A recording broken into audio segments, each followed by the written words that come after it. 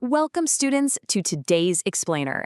I'll be your teacher today, guiding you step by step through IGNOU Unit 3 on the writing skill.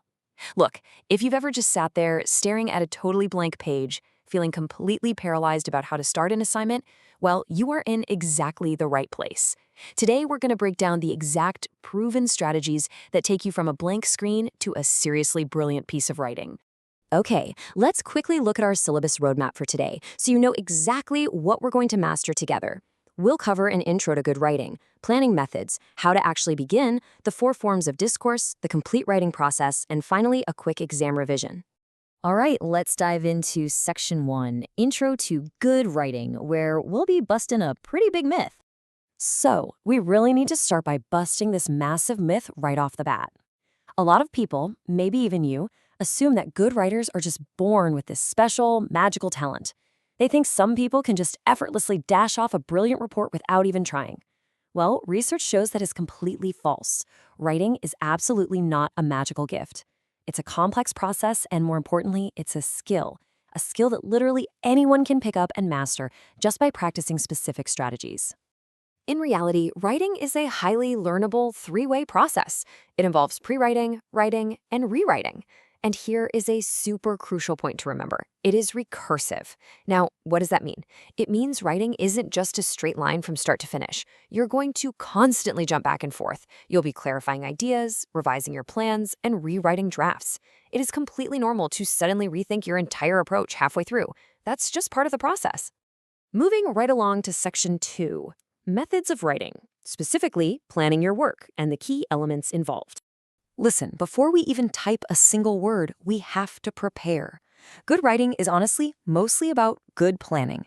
Under headings 3.2.1 and 3.2.3, the textbook lays it out. You must identify your subject clearly and know your exact purpose. Think of your purpose like picking a destination before you head out on a road trip. Are you writing to report on a lab experiment? Or maybe you're writing a memo to advertise a new book? Having that clear destination helps you figure out the exact steps you need to take to get there, and it totally stops you from wandering off topic. Next up, heading 3.2.4, Knowing Your Reader. You really have to analyze your audience. Think about it. If you're writing a term paper for your professor, you can probably use high-level technical jargon, right? But if you're writing a quick notice for the student message board, you need to keep that language incredibly simple and straightforward. So always ask yourself, what does my reader already know? What do I actually want them to do? And are they likely to be provoked by this topic, which means I might need to be a bit more tactful? Now, when you're gathering information, which is heading 3.2.2, how do you organize all that chaotic brainstorming? Well, a brilliant visual tool is the issue tree. It physically maps out your brainstorming hierarchically. Let's say your topic is the annual college day.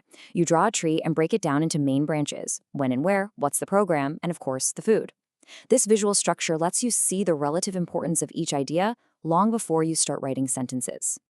Let's jump into Section 3, Beginning to Write, where we craft our foundation. When you're finally ready to start, remember this golden rule. Always gather way more information than you think you need. Why? Because it gives you choices. If you only find 5 facts, you're stuck using them all, even the weak ones. But if you gather 15 facts, you have the luxury of cherry-picking only the strongest, most convincing evidence.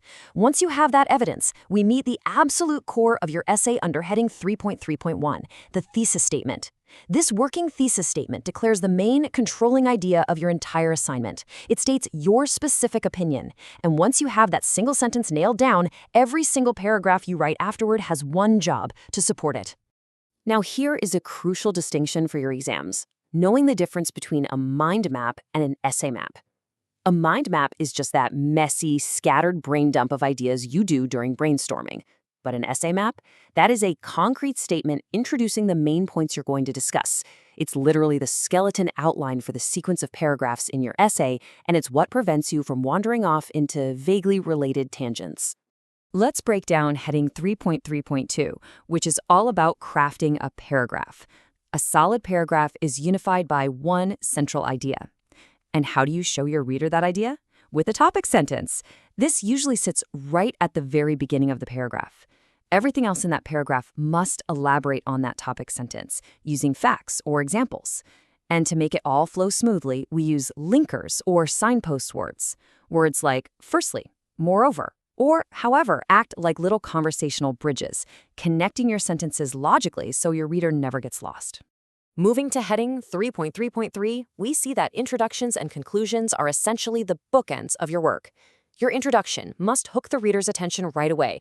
You can do this with a shocking statistic, an interesting quote, or a thought-provoking question. Your conclusion, on the flip side, has to leave the reader feeling satisfied. Seriously, don't just abruptly stop typing. Restate your thesis in a fresh way, evaluate why the subject matters, or give them a call to action. Give them a real sense of completion. Section 4. Forms of discourse. Choosing your style. Okay, so you have your data, but how do you actually arrange it?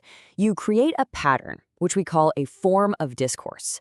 The first of the 4 strategies found under heading 3.4.1 is expository discourse. This is probably the most common style you'll use as a student. Exposition is really just a fancy word for explaining things. You use it when you're giving instructions, defining complex concepts, or explaining how a system works. If you're writing a textbook or a science report, you are living in expository discourse. Next up, we have narrative and descriptive discourse.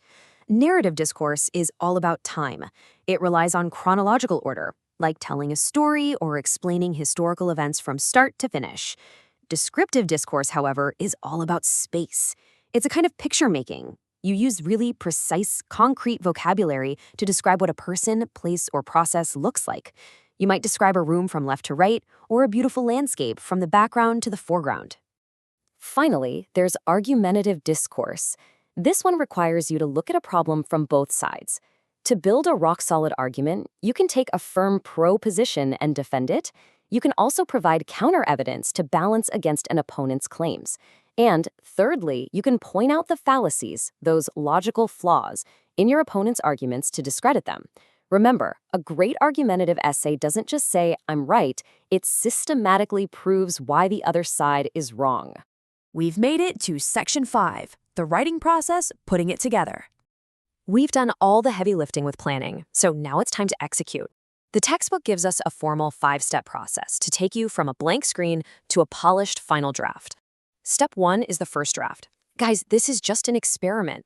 Write fast, build a rough framework, and do not worry about making it perfect yet. Step 2 is revising. Here, you look at your draft with a fresh eye and honestly check if you met your original goals. Step 3 is refining. This is where you look at major concepts. Do your examples actually support your ideas? Are there gaps in your logic? You fix the big picture right here. The final 2 steps are all about polishing those details. Step 4 is editing. You check your paragraph logic, make sure your tenses match, upgrade your vocabulary to be more precise, and format your headings. And finally, step 5 is proofreading.